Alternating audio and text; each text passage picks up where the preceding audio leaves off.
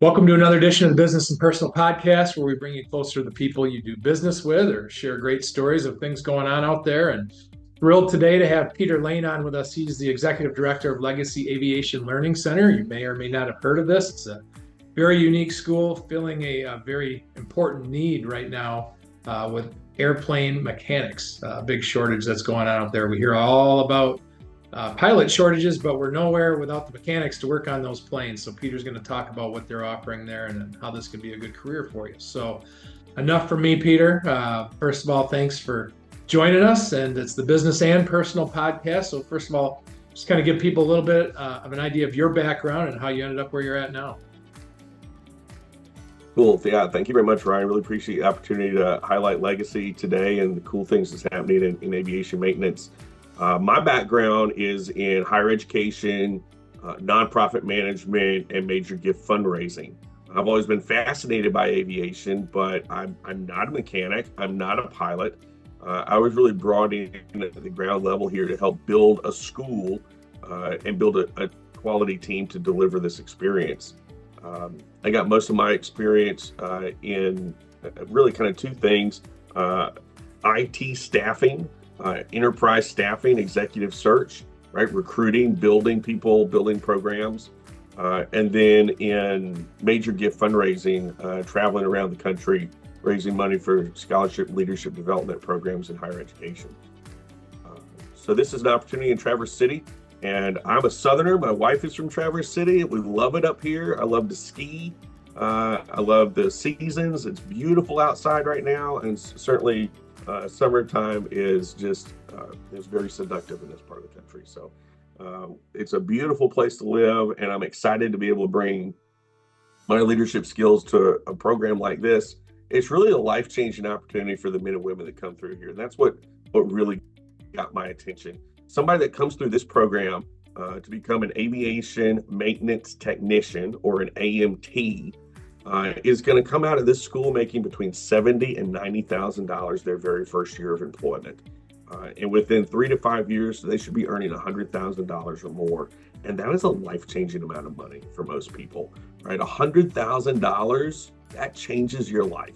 You can do just about anything you want with $100,000. You can't do it all, but you can do anything. And you can have a great career, very fulfilling, tons of scope. You could go into management. You could be a subject matter expert. You could live anywhere that you want, really. And this federal license is a big, big deal. So that's really what got me excited about it and said, I want to try to figure out how to do this. Absolutely. And hey, I have to say, Michigan summers, I always say, are undefeated. It's the best in the country. And if you've embraced the Michigan winters, well, then you're in a great spot up there for sure. Yeah, well, I'm a Southerner and it's hot all the time. There's no seasons. And if it's under 40 degrees, nobody goes outside. So up here, it's 10 degrees. Let's go skiing or snowshoeing. And it's a lot of fun. My 7-year-old, I think we ski probably 4 or 5 nights a week. So that time of the year flies by. We enjoy it while we're in it, and then it's gone and we're on to the next season. Absolutely, absolutely. So, back to the school and the important need that you're filling here. Give people an idea. I'm sure people don't understand, first of all, that there is a mechanic shortage, but just how important these mechanics are. I mean, you told me some amazing stats before we started recording. Just kind of share those for the audience. Sure. So, you think about the pilot shortage all the time, but aviation maintenance is, taking care of the aircraft, maintaining it, making sure it's safe, making sure if there are any issues that those get fixed. I mean, I'm sure you've sat on the tarmac before, so there's a maintenance issue and, the guy comes and figures it out and takes care of it and off you go. But in order to maintain the safety of the aircraft, for every 1 hour of flight time, it's 26 hours of maintenance. So just for that pilot to fly 1 hour, it takes somebody's full-time job for 3 days. Or multiple people's job spread out over a handful of hours.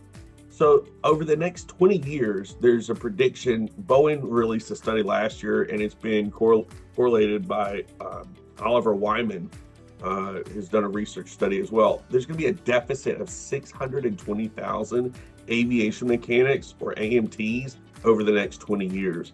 And the peak of that is going to be in 2027. And really, this is kind of brought on by an aging workforce. We're not the only industry that's impacting, but it is a big problem. And then the pandemic.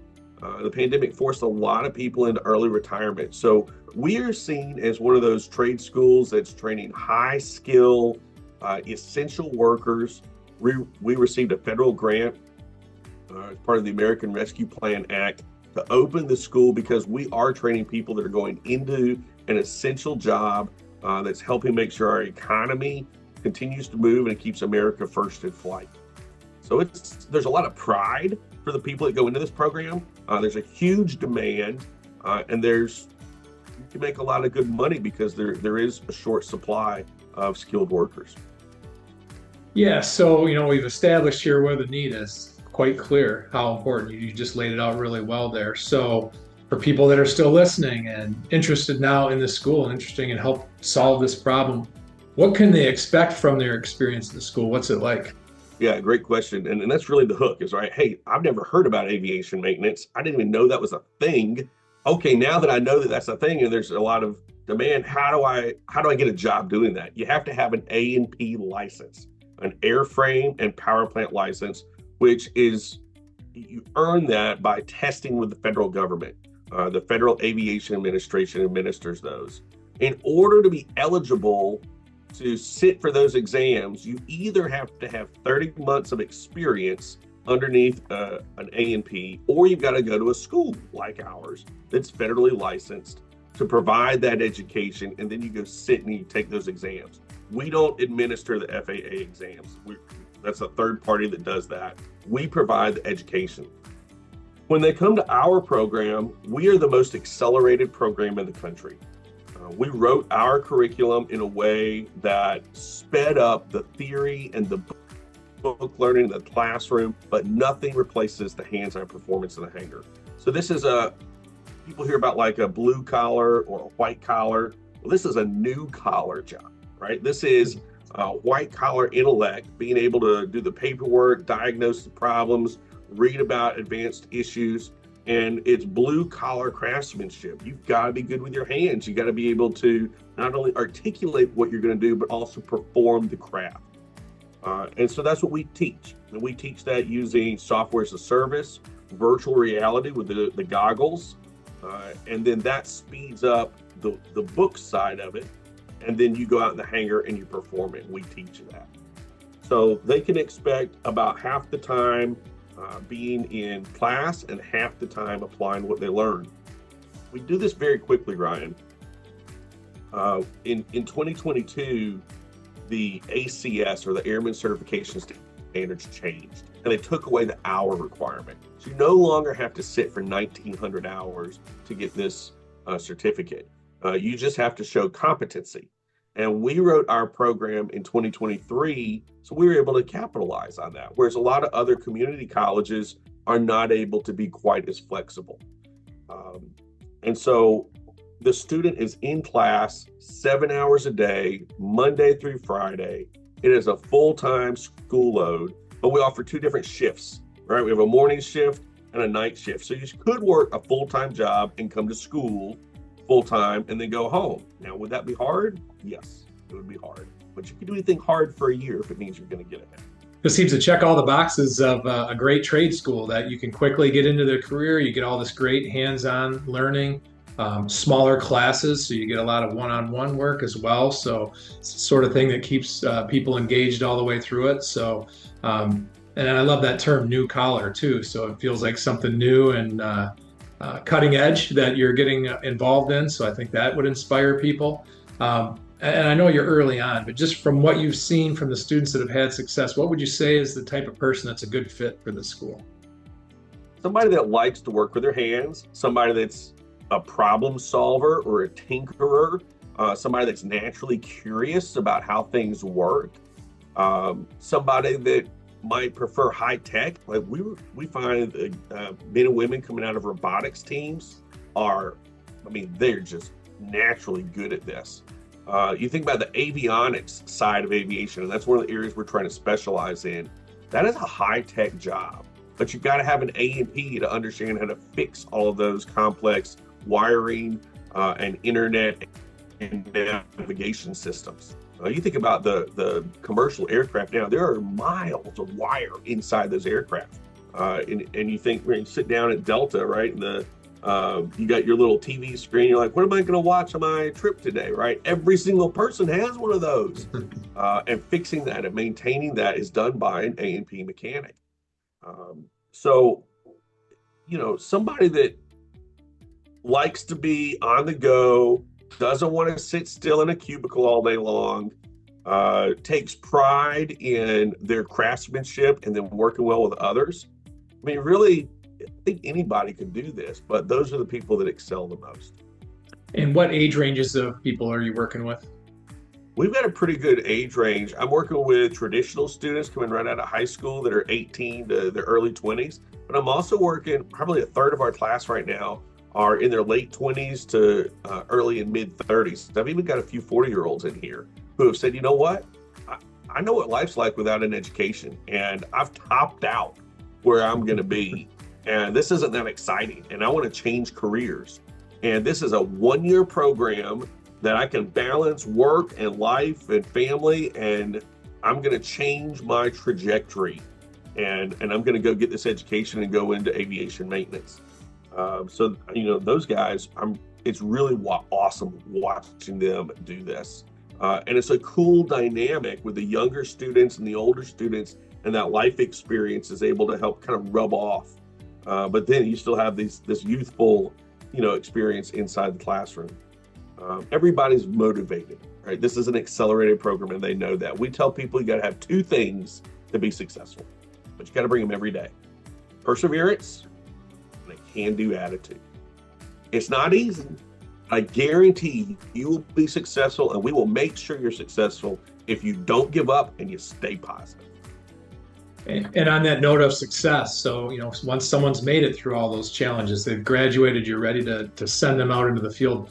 Based on what you're telling me, I would imagine it's pretty easy in terms of job placement. Do you have connections that can help people get into jobs as soon as they graduate? Yeah, in fact, we've got a career navigator program that helps you with job placement so that you have competing job offers to evaluate which one is best for you as you finish school. We just had a career fair a couple of days ago. We had 9 different employers spend time with us. And we're not just talking to a recruiter. We're talking to the VP of HR, or we're talking to the VP of technical operations, or in some cases, we're talking to the CEO. All right. And they're saying, this is what we need. And we've got a big demand, and we want people like you that are educated and motivated. We've built a really strong network of employers around the state of Michigan. Primarily, we want to be able to recruit people in Michigan, attract other workers from around the country, and say, you can get educated here and you can have a very fruitful career right here in Michigan. We've got a number of them that are in northern Michigan and some that are in southern Michigan. But we've also got network connections all over the place. We got a great connection with a guy at Saltchuk Aviation, and they're doing all the staffing for Aloha Air and Northern Air Cargo. This is out of Maui and Anchorage, Alaska.